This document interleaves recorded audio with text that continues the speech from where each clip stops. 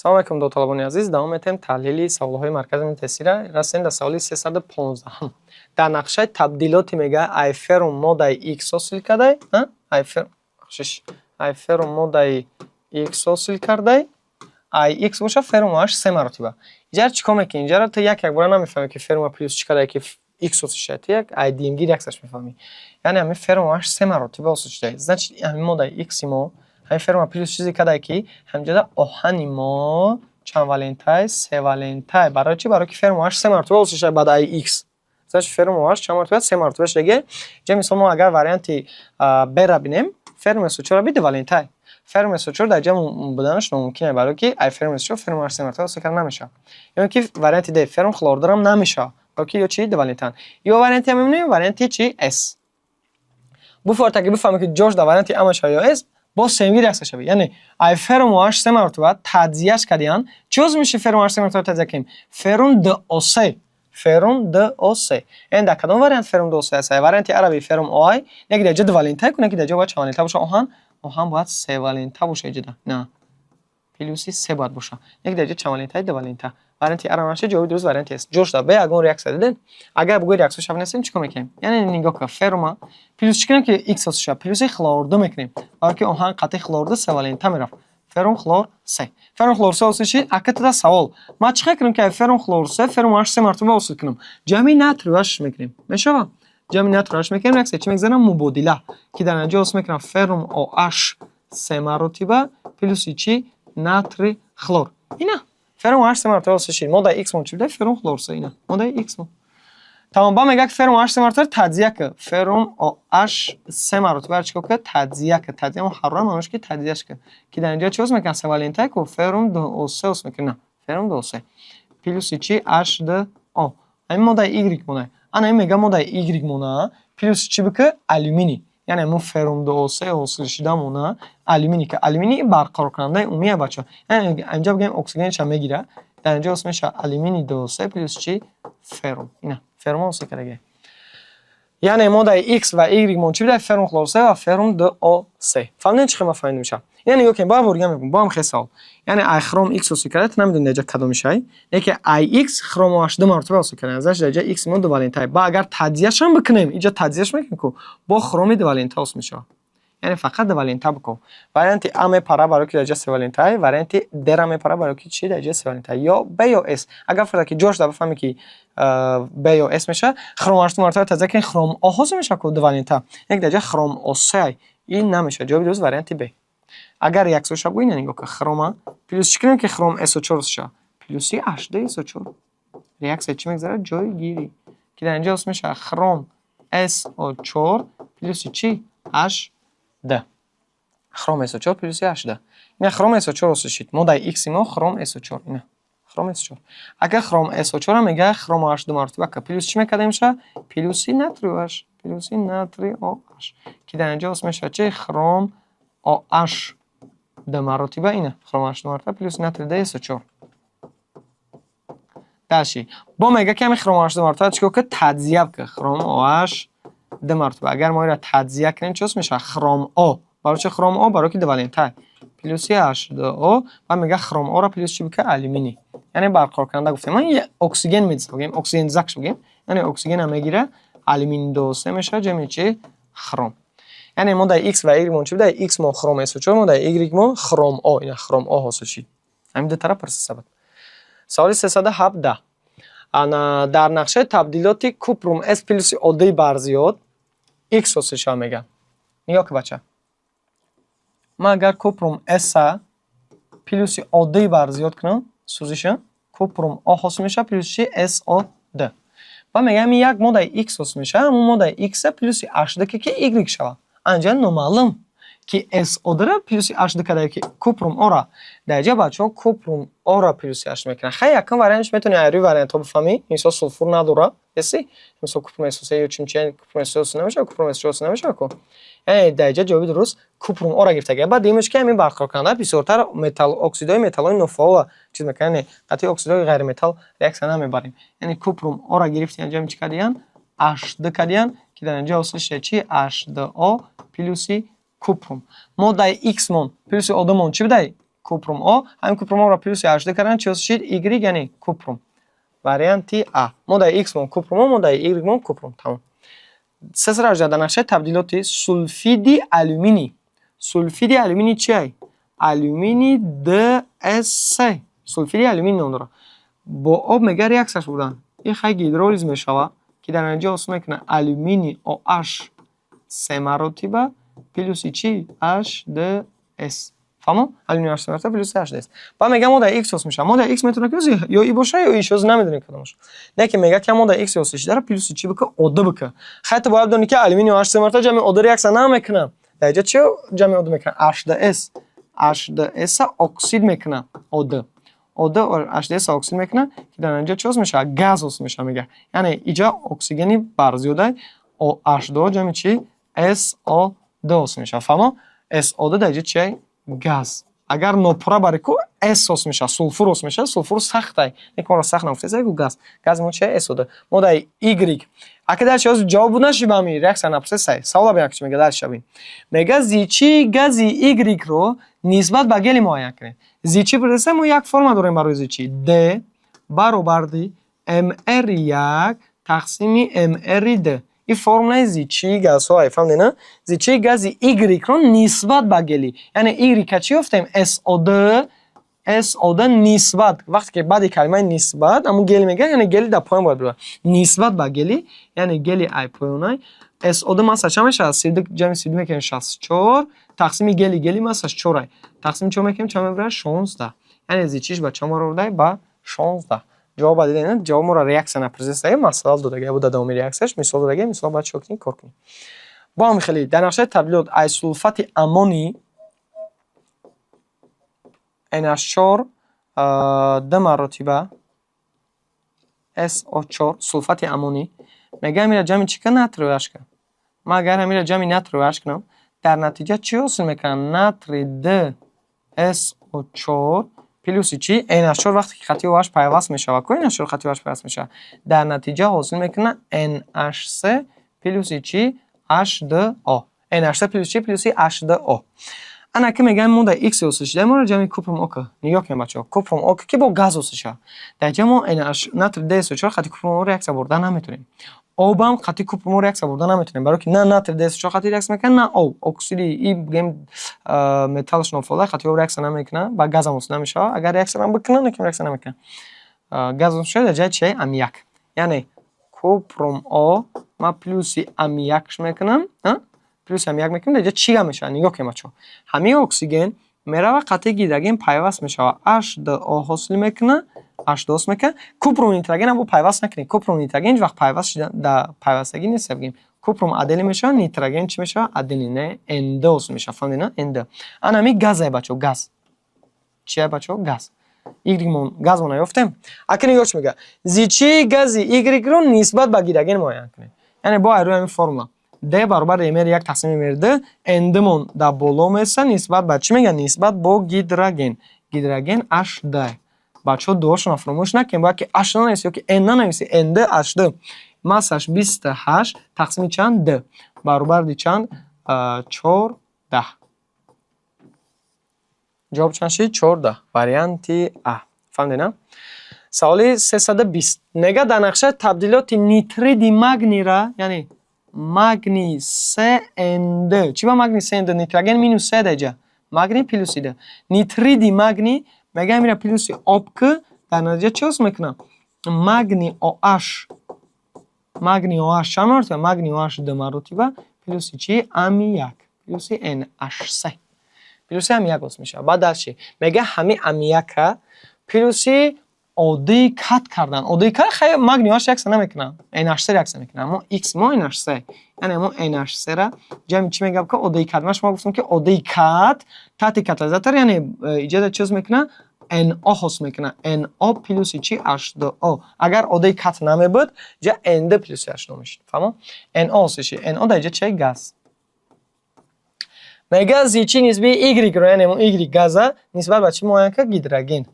یعنی NO تقسیم چی میکنیم گیدروژن NO من ماسش چنده نیتروژن 14 جمع 16 میکنیم چند میشه 30 تقسیم چند H2 15 جوابش هم دای 15. وریانتی د. فهمیدی نه؟ NO این مسا شانده 3 16 جمع 14 که 30 میشه 30 تقسیم د 15. 321 در نقشه تبدیلات NH3 جمع عادی کد اینا با هم ریاکسه NH3 جمع عادی کد که حاصل میکنه NO پلوسی H2O میگه گاز هستش گازی ما NO بچه گازی برن یعنی NO را پلوسی میگه چی بکه NO2 بکه پلوس چیه NO2 وقتی که ما NO را پلوس NO2 ریاکسه میبریم بچه نگاه کنیم پروسه خیلی عادی ریاکسش پروسه جمعشون کم میشه چند تا تگیر میشه 2 تا تگیر میشه اند میشه اکسیژن چند تا میشه 3 تا NO3 میکنه تمام NO3 میگه ماسه مولکولاوی نسبی ماده Y رو معین کنید. ماسه مولکولاوی نسبی ماده Y یعنی همون NO3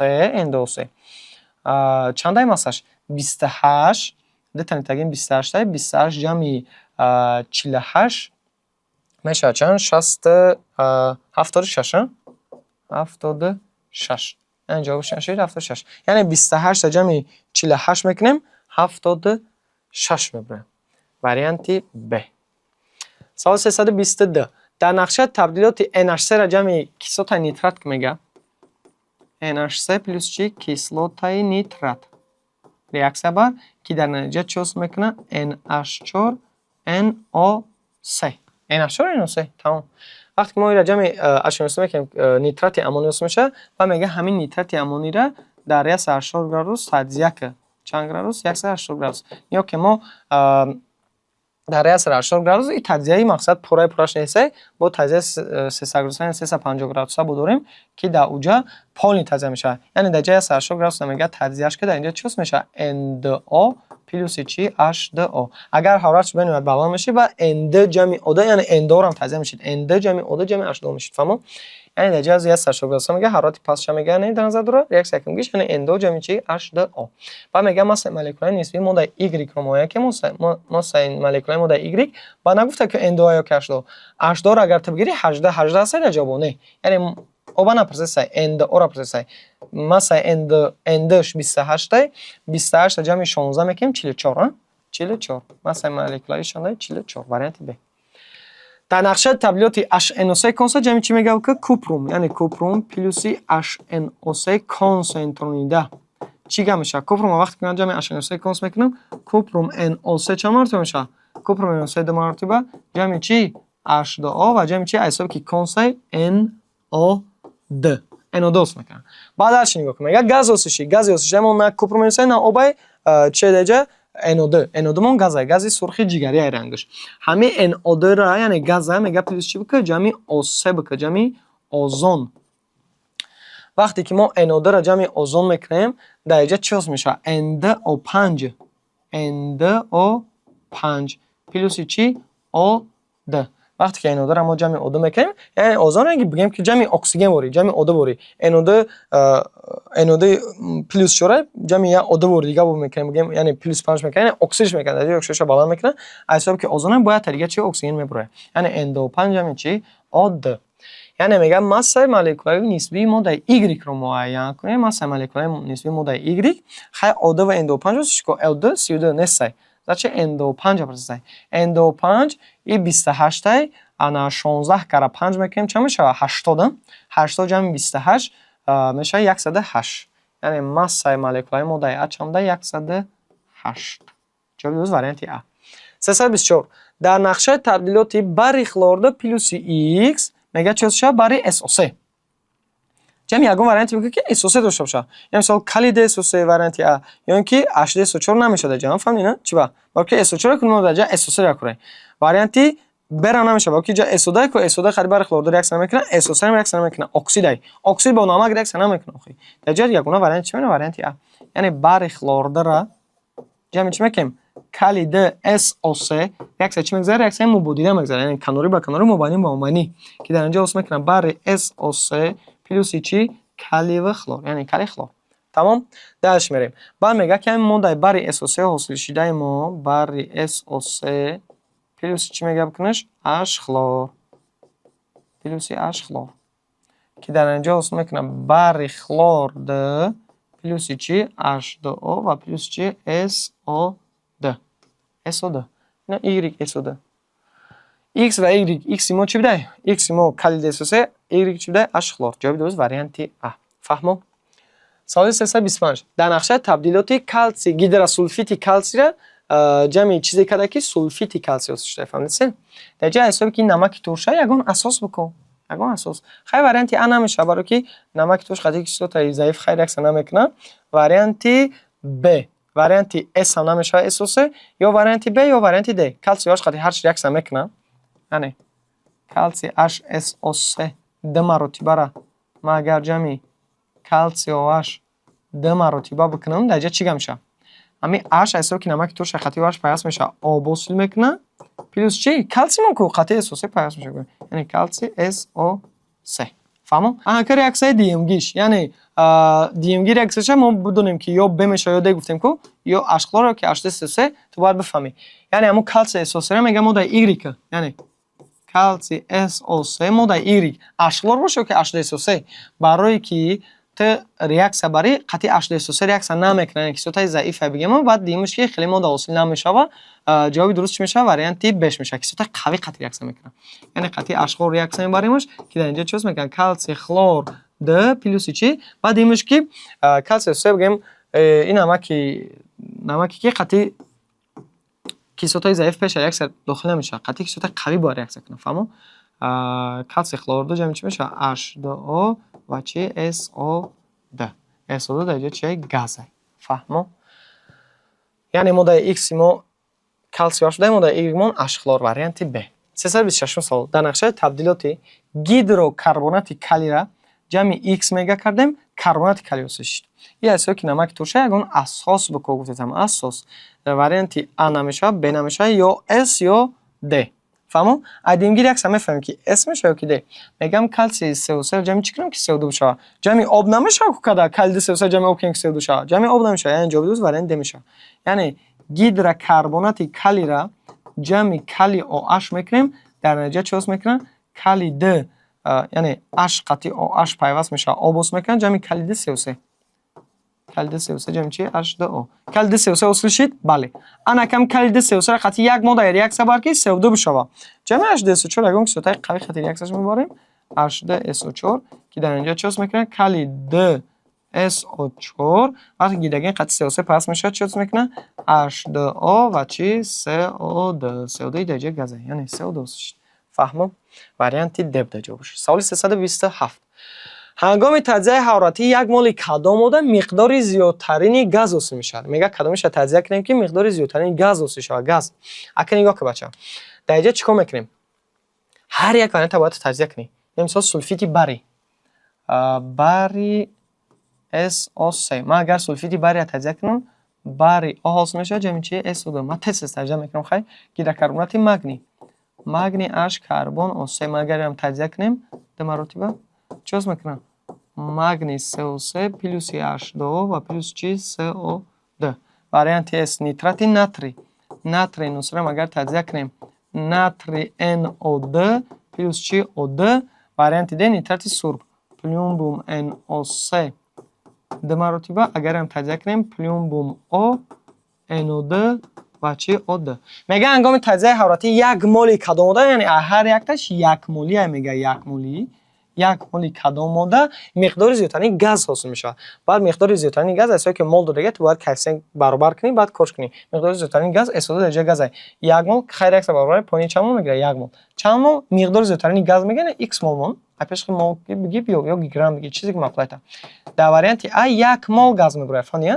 چند مول گاز میگیره یک مول وریانت برام میبینیم عکس برابر پایین چند مول میگیریم یک مول گاز درجه هم آب هم CO2 برای که هنگامی که گیدروکربنات مگنی تجزیه کنن حرارت بلند در کارش فهمیدین حرارت بلند تجزیهش میکنن آب درجه چی میشه یعنی 80 گرم بلند درجه آب درجه چی میشه بخار میشه گاز میشه جدا x مول میگیریم پایین یک مول دو مول میشه کو x برابر دی 1 کره 2 مقصد 2 مول در وریانت ب 2 مول گاز واسه میشه در وریانت اس ریاکس حتما برابر کن لبای تجزیه نیترات اگر برابر کنیم اینجا د مون برابر میشه بعد برابر میشه نه اینجا هم د میمونی برابر میشه سرب دو تا نیتروژن 4 تا نیتروژن 4 تا اکسیژن 1 تا برابر شد یک مول پایین شما میگیره 2 مول گاز درجه ناترین دو نیست او دا x مول 1 مول x برابر 1 تقسیم چی میشه 1 تقسیم د چقدر میشه 0.5 مول یعنی در وریانت s 0.5 مول گاز خارج میشه در وریانت د 2 مول تار NO2 و O2 در جای هر دوش گاز بچه ها، هر دوش گاز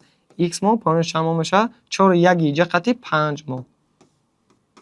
x برابر 2 پایین میره 1 کره 5 2 پایین میره 1 کره 5 5 تقسیم 2 2 نیم. یعنی در وریانت د 2 نیم مول گاز خارج میشه.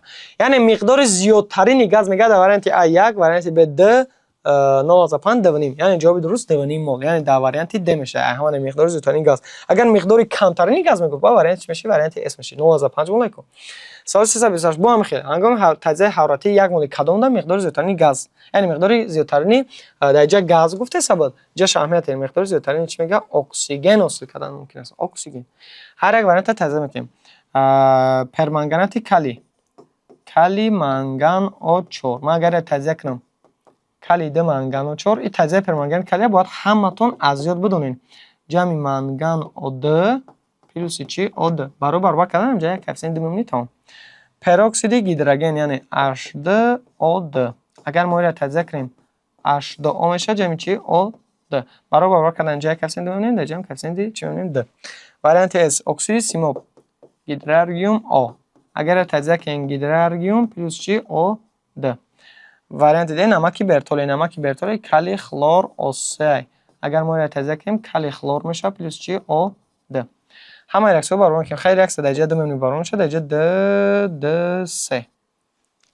یک مول کدام در مقدار زیادترین اکسیژن میگن. این مثال درجه 1 مول باشه اینجا 2 مول اینجا x مول اینجا چند مول 1 مول. هر یک وریانت هم خیلی میگیریم میوی با رنگم بلانگی اینجا خیلی 0.5 مول میشه اینجا مقدار کمترین شه بگیم ما انا اینجا 1 مول اینجا پایینش 2 مول اکسیژن میگه x مول 1 مول با اینجا هم خیلی 0.5 مول اینجا شما خیلی با میایم x مول 1 مول اینجا هم x مول برابر 0.5 میبرویه.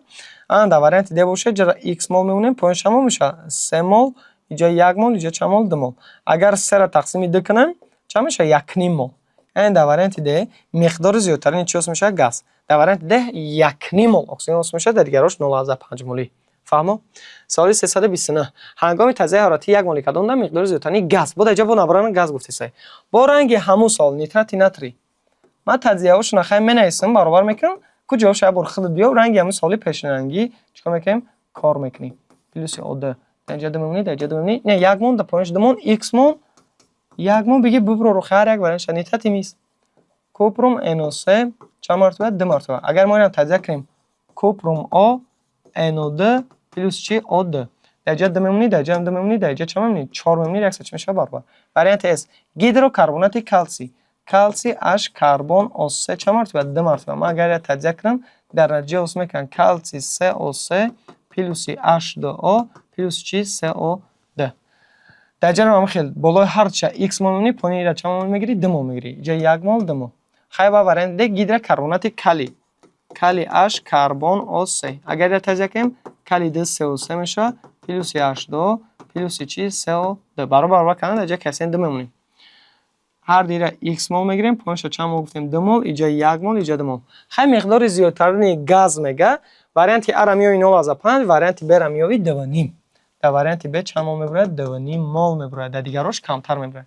این جواب درست درجه چی میشه؟ جواب درست وریانت B میشه. فهمو؟ سوال 330 برای حاصل کردن 5.6 لیتر اکسیژن چند گرم پروکسید هیدروژن لازم است میگه. پروکسید هیدروژن مقصد چیکار میکنی؟ تجزیه میکنی. برای حاصل کردن اکسیژن باید تجزیهش کنی. یعنی پروکسید هیدروژن اگر ما تجزیه کنیم جای اکسیژن شامل کنیم H2 میشه جمع چی O2 تجزیه شد. بله اگه نگاه کن برای حاصل کردن 5.6 لیتر اکسیژن میگه یک سر حتما برابر که در جای اکسیژن 3 تا در جای 2 میمونیم هیدروژن 2 تا میشه 4 تا میشه 2 کرده 4 اکسیژن 2 تا 4 تا برابر شد. 5.6 لیتر اکسیژن میگه پایینش 22.4 لیتر همین گلان شما یک سر خطا نکنین یک سر گنسه شالای 5.6 لیتر اکسیژن چند گرم پروکسید هیدروژن لازم است. چند گرم x گرم ماس پروکسید هیدروژن حساب میکنیم 32 جمع 2 34 کرده میکنیم انا 68 اینجا x هم میگیم تمام x هم اگر بیوم 22.4 پایین میره 22.4 پایین میره 68 ضرب چی میشه 5/6 اختصار میکنیم 5/6 و 22.4 4 تایی اگر ما 68 رو تقسیم 24 کنیم چند میشه 28 17 گرم پروکسید هیدروژن لازم داره. فهمو 17 گرم سوال 331 برای حاصل کردن 41 گرم نیترات کلسی چند گرم اکسید کلسی لازم است؟ برای حاصل کردن نیترات کلسی یعنی کلسی اورا چند گرم اکسید کلسی لازم است؟ میگه یعنی کلسی اورا میتونیم که جمع کنیم کیسوت نیترات کنیم چی شو؟ نیترات کلسی یعنی کلسی NO3 چند مرتبه است میشه؟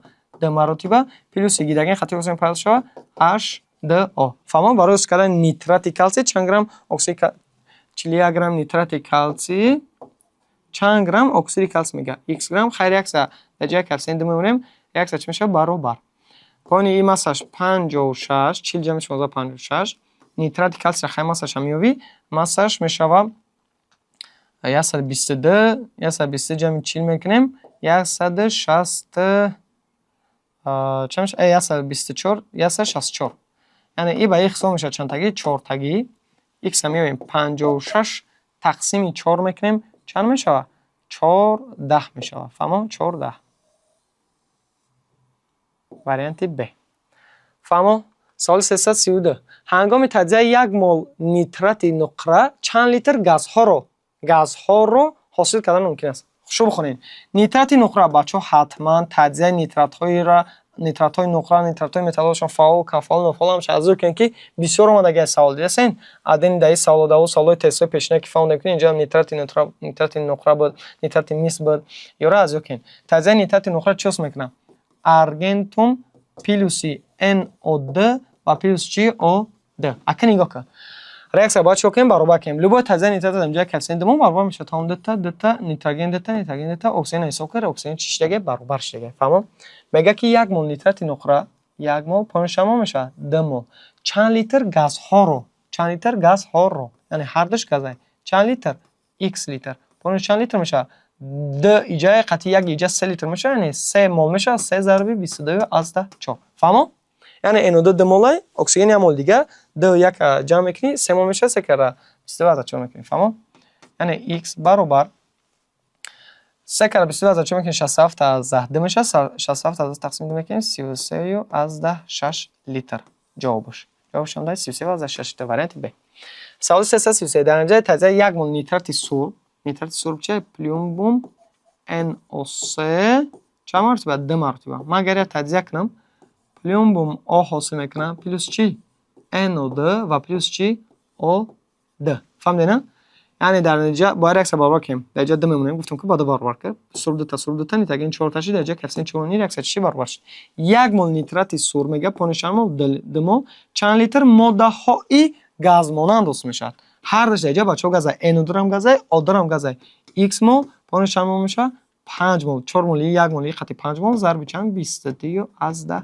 4 چی برابر کی لیتر پس سوخی تمام x میوی x برابر چند میشه 56 لیتر میبره یعنی 1 ضرب 5 ضرب 22 از چون میکنی 112 میشه 112 تقسیم 2 میکنیم 56 لیتر جوابش واریانت د سوال آخرین سوال 334 هنگام ترساندن ظرف گشاده که یک ظرف گشاد بوده که 84 گرم گیدروکربنات ناتری دارد چی داشته گیدروکربنات ناتری داشته میگه همیره هنگام تفسوندن تجزیهش کردین حرارت بلند تجزیهش میکنی حرارت بلند ایسا گروس بلند اینجا که در اینجا اسم میکنن گیدروکربنات ناتری پلوس چی H2O و پلوس چی CO2 اکنون نگاه کن وقت تجزیهش میکنیم خیلی اکثر حتما باید برابر کنی کلسیم ببینیم برابر میشه میگه 84 گرم گیدروکربنات ناتری داشت 84 گرم ماسه خودش باشه 2 ضرب 84 امر خودش 84 ضرب 2 میکنیم میگه ماسه ظرف چند گرم کم میشود از حساب چی کم میشود اول تو باید بفهمیم ماسه ظرف کم میشود میگه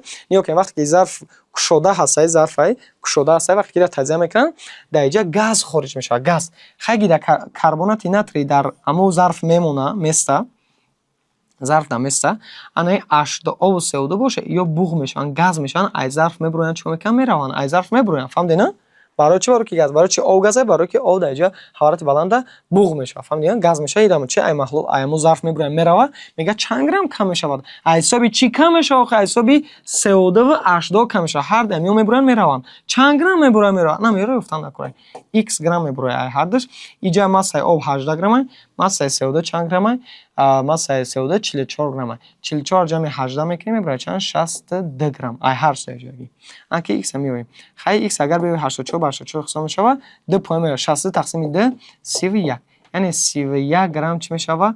کم میشود. فهمیدین نه؟ 31 گرمش کم میشود. جواب درست وریانت ب. این به سوال 334. تشکر با دقت دادن. دوام ویدیو را انتظار باشید.